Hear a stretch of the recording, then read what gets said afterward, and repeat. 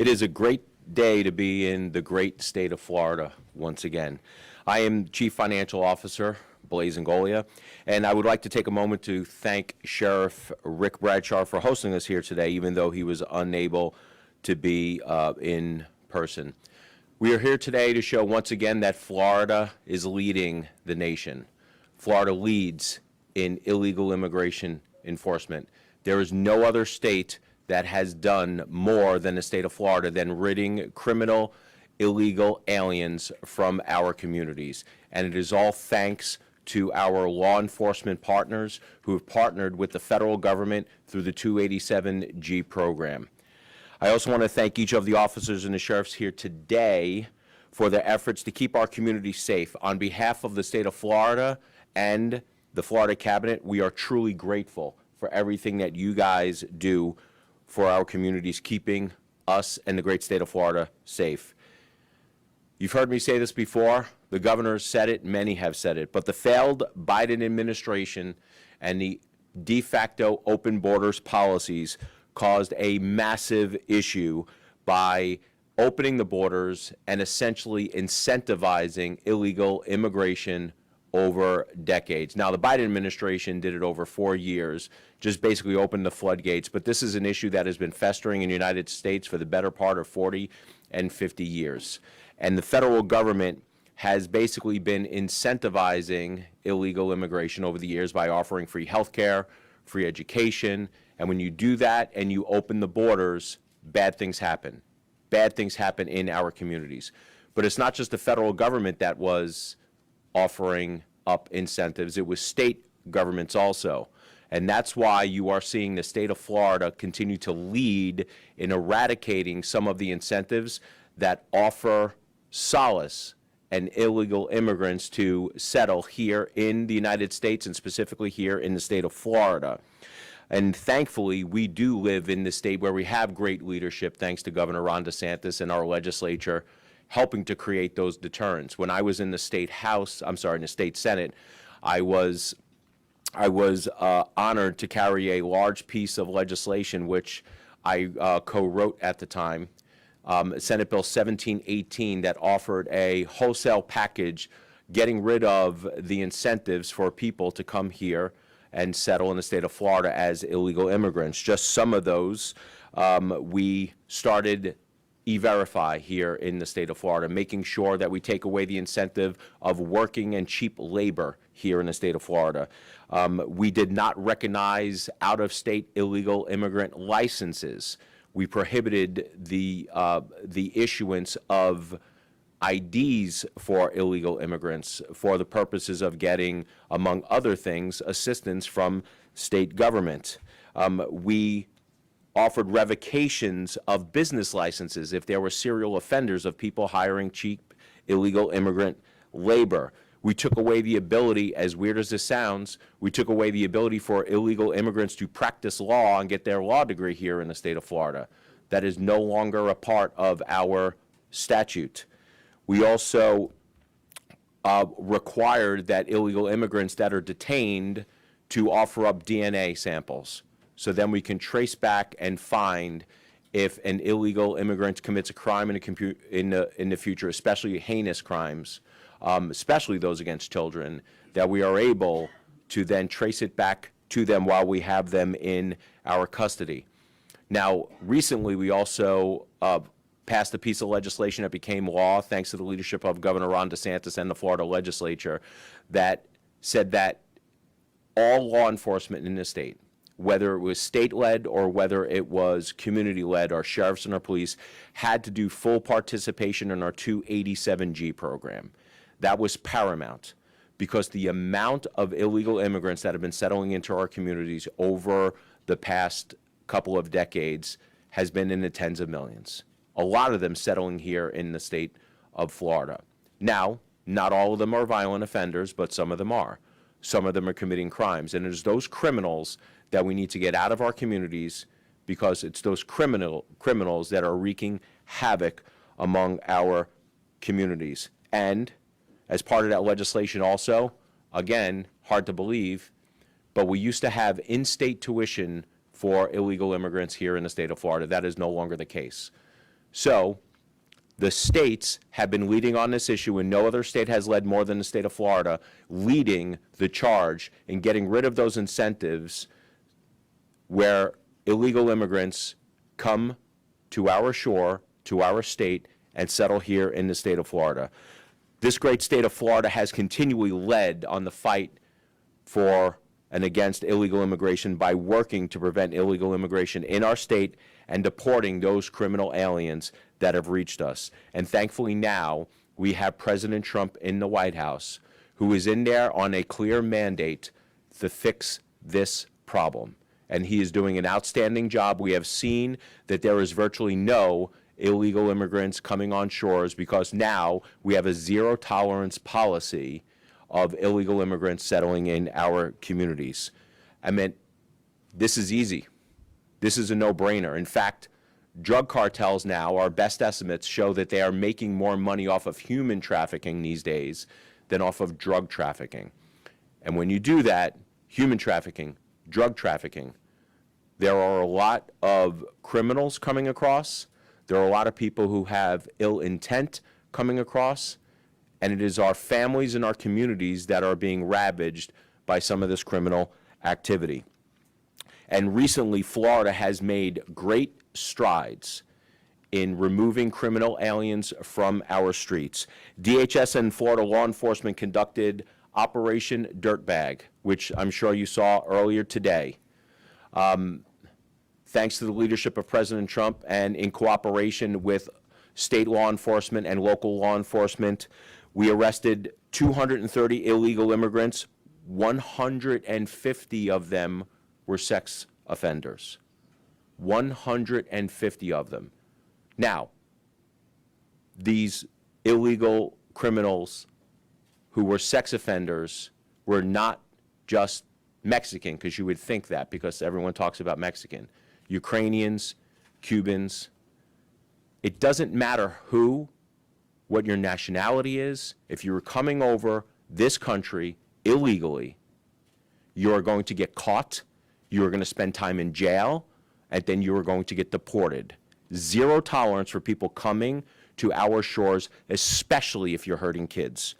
In September, Sheriff Judd, Sheriff Ivey, and ICE in Miami partnered with state law enforcement to arrest over 400 criminal illegal aliens. In October, the officers of the Department of Financial Services Criminal Investigation Division, which is my law enforcement division, arrested two illegal immigrants for staging a crash and committing insurance fraud to the tune of $370,000. DFS also arrested an illegal immigrant who is accused of workers' comp fraud, defrauding the workers' comp system for almost $390,000. There is a cost to illegal immigration, and that cost is being borne by our communities and our taxpayers, and we should not stand for it any longer. In Florida, we are using every resource available to protect law-abiding Floridians from the detrimental impacts of illegal immigration. Every sheriff up here and the people in this room can attest that the human cost of illegal immigration is far too high. In Florida alone, we have seen our citizens face dangerous consequences due to the action of these criminal illegal aliens. And I will tell you that nothing frustrates me more than some on the left-wing media, and open borders advocates who are trying to demonize our law enforcement for doing their jobs, ridding our communities of criminal illegal immigrants who want to do harm to our families and especially our children. We are not going to stand for it here in the state of Florida. These guys behind me, they're deputies, they're the rank and file, are putting their lives on the line every day for us, protecting us and keeping us safe. That is why our governor fought for the legislation that we went over before and enacted through the State Board of Immigration Enforcement under the Florida Cabinet to ensure that our law enforcement officers had the proper support and the training to become 287G certified and assist ICE in removing illegal immigrants from our state. It is my honor and my privilege to continue our work with ICE, the Department of Homeland Security, and President Trump to make our communities safe again, when we started off with this 287G program, when we started off saying that this state, Florida, led by Ron DeSantis in our legislature, we're going to stand up to the cartels and to the federal government and say no more will we have these criminal aliens settle in the state of Florida, we were criticized. We were criticized because of all the costs that the taxpayers were fronting here in the state of Florida. Now, thankfully, this state is in much better financial state than most other states, and we had the resources to do so. But the media was going out every day and saying that we were never going to get reimbursed. They were hyperbolic to the fact that it was going to cost, Alligator Alcatraz was going to cost taxpayers $400 million. And the liberal media was they were writing articles every day. The Open Borders apologists were writing editorials every weekend saying that we're never going to get reimbursed this money. Well, guess what? We got reimbursed that money. Shame on them for making it sound like we weren't doing our job, knowing what was going to happen and protecting our communities. But in addition to that, these guys up here, they train their people. That costs time and money and a lot of energy keeping our community safe. And that's why today I am happy to award $2 million from the State Board of Immigration Enforcement to support our sheriff's offices in their efforts to assist ICE in immigration enforcement. This money helps our local law enforcement agencies in the fight against illegal immigration and deporting criminals out of our country and out of our state. Funds awarded today are reimbursements, something that the open border apologists and the liberal media said that we would never get back. But these are reimbursements from the state or local law enforcement agencies for the 287G training programs and the equipment necessary to assist ICE in the enforcement of the immigration laws, in addition to bonuses for the officers that are 287G certified in assisting those 287G operations. We're going to award some checks here today, and then we're going to take some pictures. We're going to get together, take some good group pictures. I will then close it up. We will hear from our law enforcement partners, our sheriffs, and then I will answer any questions. So first, Palm Beach County's Sheriff's Office, $94,373.50. Can't we round these things up to even dollars, please? Where? Oh, I'm sorry, not Palm. Oh, I think that's the wrong one. No, Palm Beach. Yeah, that's right. Oh, what? I'm sorry, 994,000. Forgive me. Let's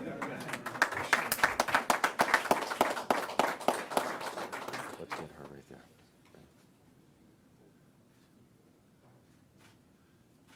How much did I say at first? 94,000. It's a lot more than 94,000. St. Lucie Sheriff's Office, $998,605.39. Sheriff Del Toro.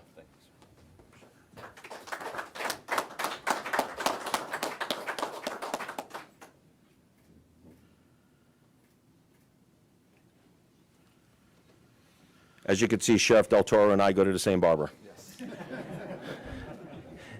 Indian River County Sheriff's Office, $93,344.45. He has much better hair.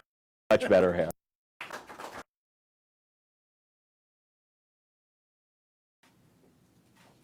All right, let's get all of us up here. Let's take one big group photo. Let's do this.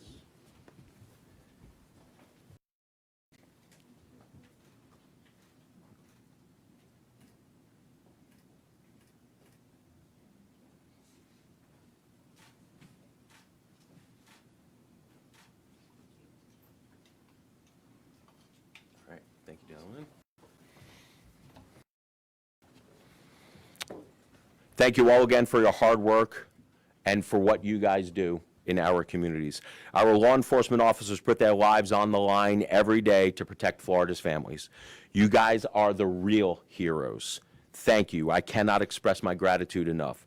Now, despite the challenges you face, Florida's first responders show up with integrity, courage, resolve, and commitment to public service each and every day. While some states, your service will go unnoticed, not here in the state of Florida. We deeply value your work, what you do in our communities, keeping us safe. I want you to know that the governor, the Florida cabinet, and I will have your back no matter what. So next, Let's hear from our hometown heroes. First up, Sheriff Del Toro from St. Lucie County. Want me to hold that for you? Yeah, thank you. Good morning, everybody. Thank you all for being here. I can't thank our CFO, our great governor, Ron DeSantis, and President Trump and the federal government for the reimbursement of this money. It's going to go a long way to helping us fight illegal immigration. You know, it's no secret that Florida is a law and order state, and as sheriff, I believe in the rule of law. And we're going to enforce these laws. I know this is a federal issue, but we do not work in silos. We work with our federal partners every single day. We have for many years. We work with the FBI, DEA, but this is the primary focus of our great president, Donald Trump. He ran on an illegal immigration platform and making sure that our streets are safe, and we're going to make America safe again, and we support that 100%. I know there's a lot of people out there with concerns about how illegal immigration is enforced, and we'll address those concerns as we move forward, but we are focusing on the worst of the worst offenders in our area, and we're going to continue to do so. And, you know, for whatever it's worth, you know, I'm married to an immigrant. My wife's family came from Argentina, but they did it the right way. My wife was separated from her father for over 5 years when she was first born. Her father came here, ended up bringing the family over here. They're all United States citizens now. It's a process, and we have to protect our borders here in this country. I've traveled abroad before. I can't just go into any other country, you know, free walking in, doing what I want, getting benefits. Should be no different here than the United States of America. I truly believe that, and that's why I'm a big proponent of fighting illegal immigration, and we're going to continue to do so at the Sheriff's Office. So thank you all again today, and thank you, Blaze. Appreciate it. Thank you, sir. Next up, Sheriff Eric Flowers of Indian River County. Sheriff. Thank you. I, too, want to thank CFO for having us today, for President Trump and our great Governor Ron DeSantis for all they're doing for us to assist law enforcement in this ongoing battle against illegal immigration. You know, my check is the smallest that we're getting. I see a lot of our local media here.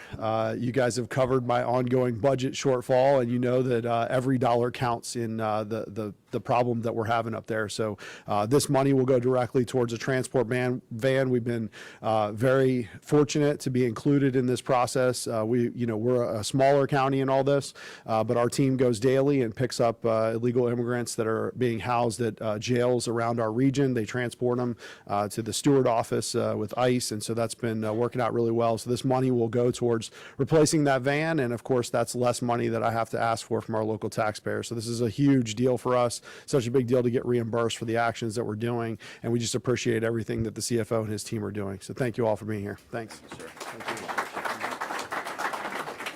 Next up, Chief Deputy Robert Allen of Palm Beach County.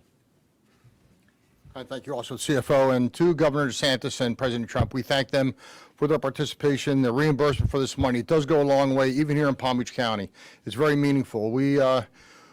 We're kind of on the cutting edge on a lot of things, but one of them being interdiction out at sea. So our Marine unit is very busy. Our coastal radar system is very busy. It's very expensive to run these operations. We assist everyone from St. Lucie County down through the Keys, now wrapping around the southern border of Florida. So this money goes a long way for us to keep those operations running. Our goal is to interdict as many as we can before they arrive here. But to hear the sheriff talk about his wife, who is a legal immigrant. We just celebrated with a neighbor of mine who's been here for many years, and she just studied very hard, and we celebrated her becoming an American citizen for the first time. Very hard, very proud of that moment. My wrestling coach in high school, the same thing. From Panama, and I recall the day when he studied and became an American citizen. It's a big deal to become a legal American citizen here. We wish everybody would do it the right way, do it the legal way, but that's not always the case. So we'll continue the fight to keep the illegals off the street, to keep our children safe, all citizens safe here in Palm Beach County. So thank you to everybody for being here, all the state, local, federal partners. We appreciate everybody's participation. Thank you. You know, the enormity of the problem of illegal immigration, like I said, has been festering for 40 or 50 years. And the only way we are going to get this done is through a network of states and local governments through this 287G program. The governor realized this very, very early on, and so did President Trump. And that's why you see this now leading. Now, we know that it is very hard to get rid of a government program when it's already put into place. It is my hope that the 287G program will survive a Trump presidency, and whoever becomes president next, that this 287G program continues doing what it is intended to do, and that is protect people in the United States, protect families from criminal illegal immigrants settling in our communities looking to do harm. Another thing I want to say, I get heartbroken when I watch TV or I listen to the radio and I hear of another sting operation where they are capturing and arresting illegal immigrants. I get heartbroken anyway when I hear that anyone gets arrested for child pornography or exploiting our young kids. But I get especially heartbroken when I hear that it's being done and perpetrated by an illegal immigrant. That is a senseless, heinous crime that should never have happened. And you can draw that line back to the federal government not enforcing immigration laws. You can draw that line back directly to the states creating incentives, allowing and incentivizing illegal immigrants to settle in our communities. I wish we lived in a day and age where we didn't have this stuff happen, but it happens. We cannot control human behavior. And for those who attack our children, they belong in jail, and in the state of Florida, in certain instances, they deserve the death penalty, in my opinion. But some of this is preventable. And it happened because of a porous southern border where we invited and incentivized illegal immigration.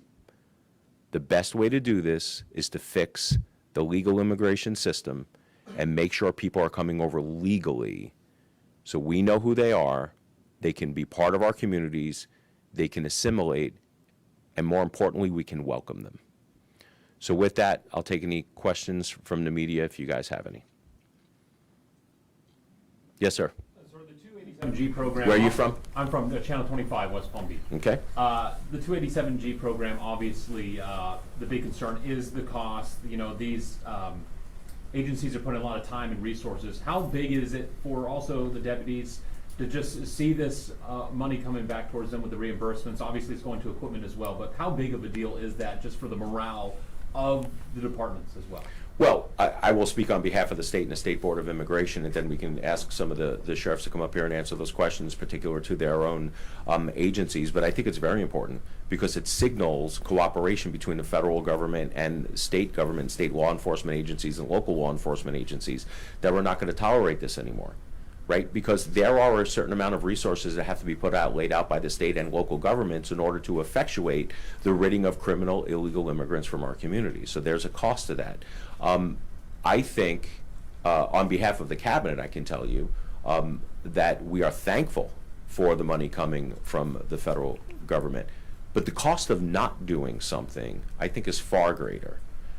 Because if we keep on if there's an environment where illegal immigrants, especially the cartels who are making money off of drug smuggling and human smuggling, know that there's no deterrent, and if money is the factor and the amount of money that they're going to make off of this, they're just going to expand their operations. I mean, the cartels right now are probably wondering how they're going to expand their operations with a southern border that's locked up right now.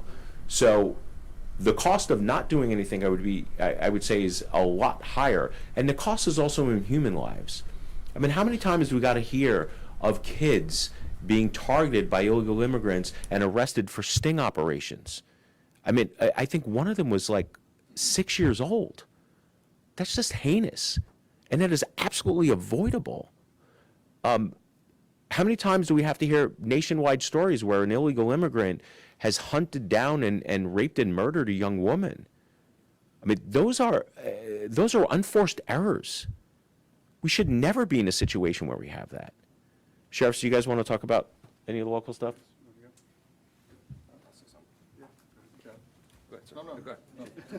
Your house, man. We're in Palm Beach County. You can tell they're not politicians. They're not fighting over the microphone. I would just add to that we are, everybody's here budgets are stretched to the max. You all may know that we host the Winter White House here, so you can understand what that does to our budget, to our manpower, the restraints that that puts on us. So pile this on top of that. We could not do this, assist in this endeavor without this reimbursement money. We would not survive it. So it's a difficult thing for us to participate fully as we do, and we appreciate all the assistance. And again, it's been said over and over again, but we can't do it without our state, local, and federal partners assisting us. So thank you. And it does mean a lot to our deputies out on the street. And really, while we stand up here, I've said this before, while we stand up here sometimes on camera, we get a lot of the recognition. There are men and women out there right now as we speak that are doing the work we're talking about, and they're putting themselves in danger. And those are the ones who we wish could be up here on stage with us receiving the recognition for what they're doing. But we take this happily, and we'll pass it on to the men and women who deserve it. Thank you. I'll just say that, our deputies love our CFO, they love our governor, they love President Trump, they love when politicians stand up for law enforcement. And, we couldn't be any more prouder of the team that is running the state of Florida right now. These guys have been so pro law enforcement that we really appreciate everything they're doing for us. It really means the world. And what that signals to the public is that this narrative that is anti-law enforcement is just not going to fly in Florida. And everywhere we go, we go out to eat and somebody wants to pick up the tab. This morning we went to get coffee and the guy throws a $100 bill on the counter. Whatever these guys want, whatever they want, take care of them. That's huge. The morale that when our people see that is so good. And having leaders like our CFO and our governor saying law enforcement first, what a message to our entire state. Thank you.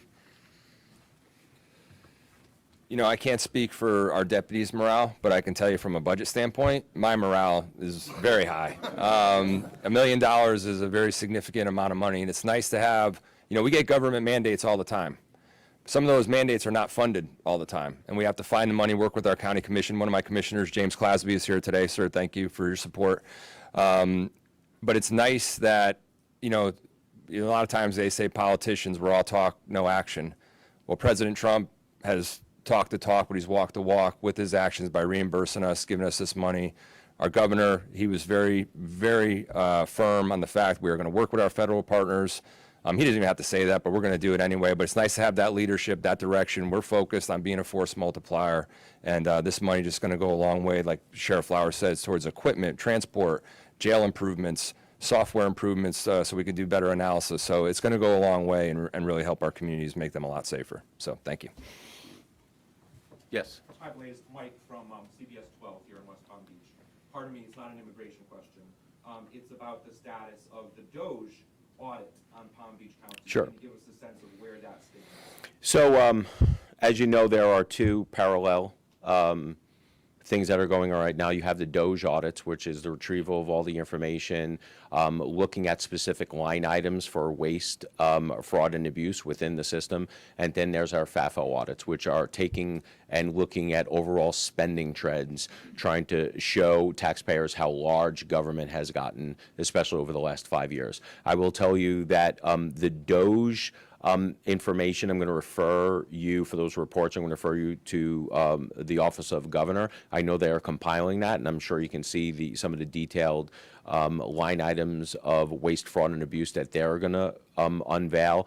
We are in the process of finalizing our calculations to show the growth in government in Palm Beach County. That will probably be released in the next 2 or 3 weeks. Thanks for taking the question. Of course. Any other questions? Hi, Joe Lopez with WPTV. You mentioned that now we're seeing more of a profit in human trafficking versus drug smuggling. So what's the focus now to prevent what may be an increase in human trafficking?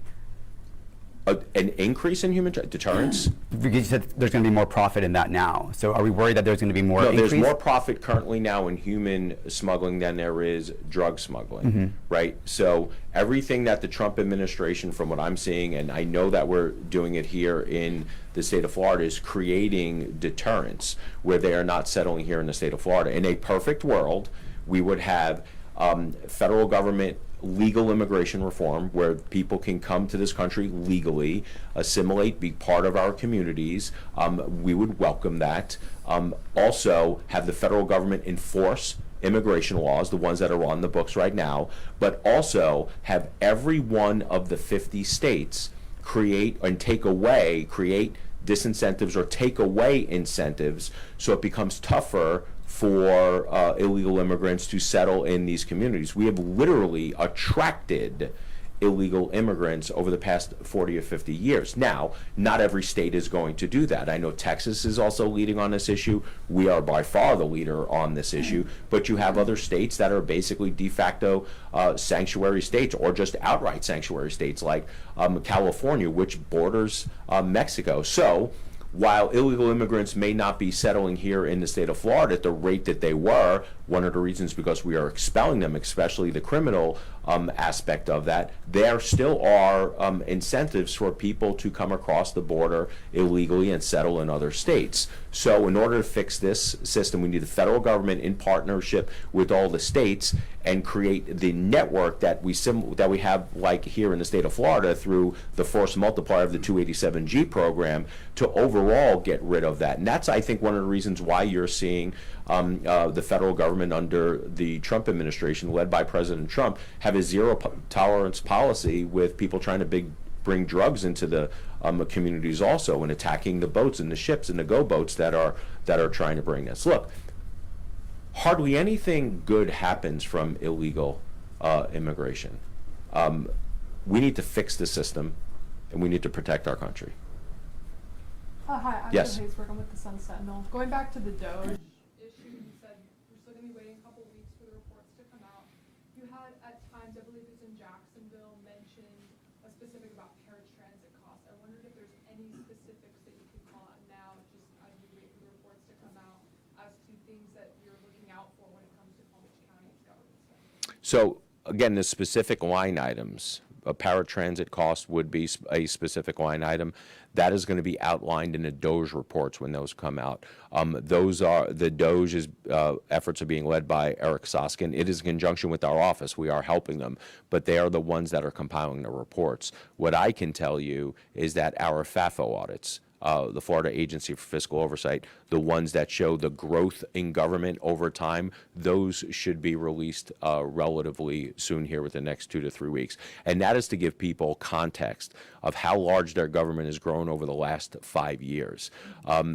Because I think it's quite shocking. You know, over 10 jurisdictions so far that we've reviewed, we found $1.5 billion with the B of excessive and wasteful spending. That is spending over and above what the budget should normally be if it's indexed for inflation and population.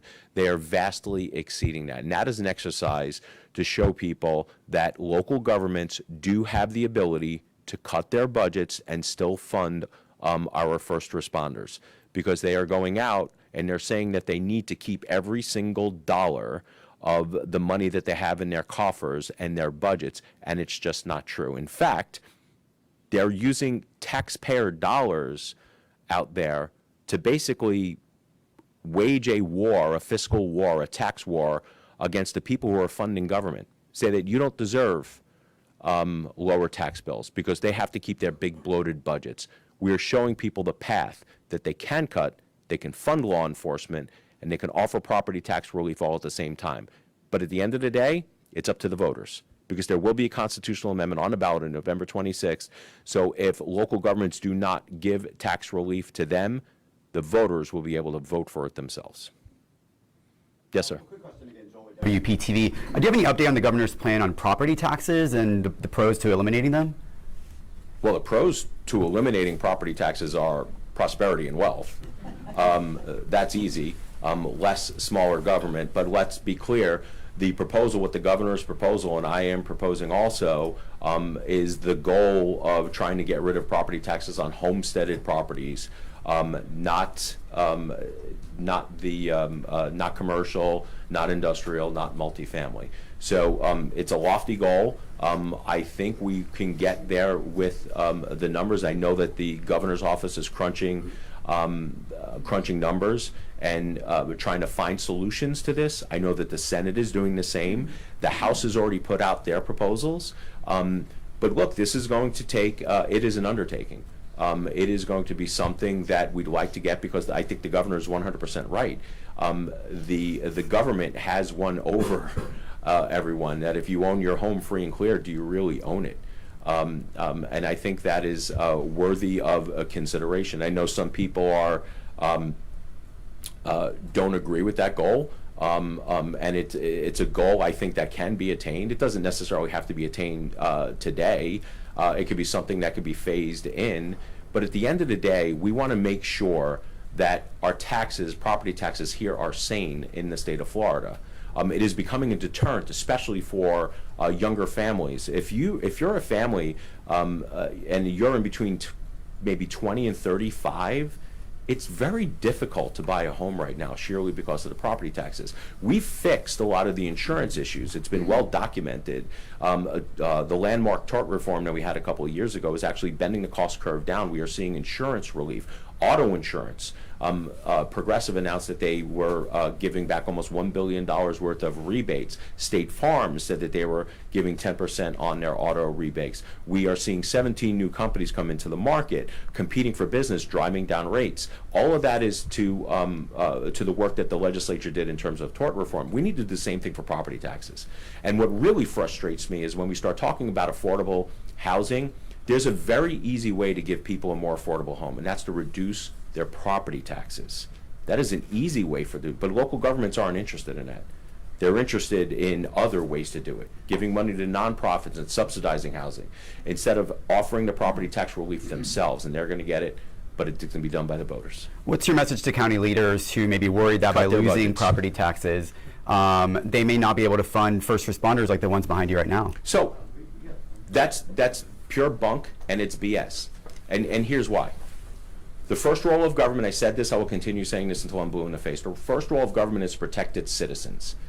Now, if you truly believe that that is the first role of government, then the very first things that you fund in your budget are fire and police. So if you have a local government politician or a government bureaucrat saying that if they cut $1 or $2 million out of their budget, that you're going to have longer waits for 911 calls. You're going to have longer waits for fire and police. What they're saying is they're not prioritizing. If that's the first thing that they think that they have to cut, that means that's the last thing that they're prioritizing in their budget. It's all crap. It's all scare tactics. How do we know? Because we've been here before. In the mid-2000s, we saw an increase in property values with the corresponding increase in property taxes, right? It got so bad back then, we had a property tax revolt, famously led by then Speaker of the House Marco Rubio against then Governor, Republican turned Democrat turned Independent turned Republican Charlie Crist, or whatever he is today. It was a very famous fight, and what do we get? We got additional property tax relief in the form of an additional homestead. So around 2010 to 2012, we got additional homestead exemption. At the very same time, for the first time in the United States history, we saw a regression in housing prices. Housing prices on average actually went down. So local governments got hit not one but two ways. An additional homestead exemption, lower ad valorem. They survived. Here's another issue, and this is why I know that they can cut, is that if you go back to 2019, the base budget, and you index forward for inflation and population, their budget should be around, on average, in between 30 to 33% higher. Some of them 90% higher. But the addition, the other 55, 60%, is based upon increased property values. If the property values would have never gone up, they would have been stuck with that budget 33% higher. So I do not believe any of it when they're saying that they can't cut their budget. They can. We're cutting the budget at state government. I'm cutting my budget at state government. My message to local governments is you don't have to bite it all at once.